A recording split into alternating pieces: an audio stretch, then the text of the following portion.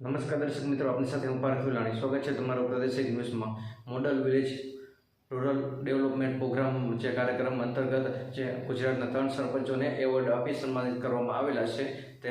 જેમાં 3 સરપંચો છે એમને દિલ્હી ખાતે જે 15મી ઓગસ્ટના જે પાવન પર્વની ઉજવણી ભવ્યથી ભવ્ય જે કરવામાં આવતી હોય છે અને ત્યાં એને ઉપસ્થિત રહેવા માટે જે આમંત્રણ સરકાર દ્વારા પાઠવવામાં આવેલું છે.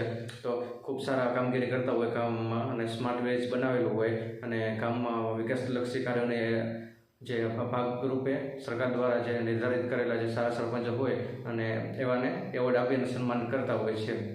અને જેમાં જે ગુજરાતના 3 સરપંચો છે, જેમાં જોઈએ તો દાઈબેન હુંબલ ભીમાસર કચ્છ જિલ્લાના, નરેન્દ્ર સોલંકી અખોડ ગામ ભરૂચના અને શશિકાંત પટેલ સુલતાનપુર નવસારી.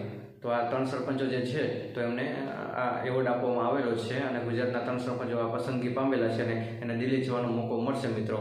તો આવા ગુજરાતના 18,000થી વધારે ગામડાઓ છે, તો આ બધા ગામડાઓમાં ખૂબ સારી કામગીરી થાય, સારો વિકાસ થાય અને વધુને વધુ ગામડાઓ જે સ્માર્ટ વિલેજ બને, મોડલ વિલેજ બને તો ખૂબ સારો વિકાસ પણ થઈ શકે, વધારે વધારે ગ્રાન્ટો આવી શકે તો ગામડાનો વિકાસ થાય અને આ જે ગામમાં રહેતા જે બધા નાગરિક હોય તો એને પણ ખૂબ સારી એવી સુવિધાઓનો લાભ મળી શકે છે મિત્રો. સરકાર પૈસા દેવાની ક્યાં ના પાડે છે? પૈસા દેવાને ના પાડતી નથી. જેઓ સારી એવી કામગીરી કરતા હોય તો જોઈએ એટલા પૈસા પણ આપે છે, પરંતુ અહીંયા આપણને સિસ્ટમ જ એવી છે કે સરપંચ હોય તો પછી આખી એની પેઢી હોય તો એ ખાઈને ખૂટેની એટલું બધું પેવ કરી નાખવાની જેવી માનસિકતા ધરાવતા હોય તો એ મિત્રો કેવી રીતે થઈ શકે?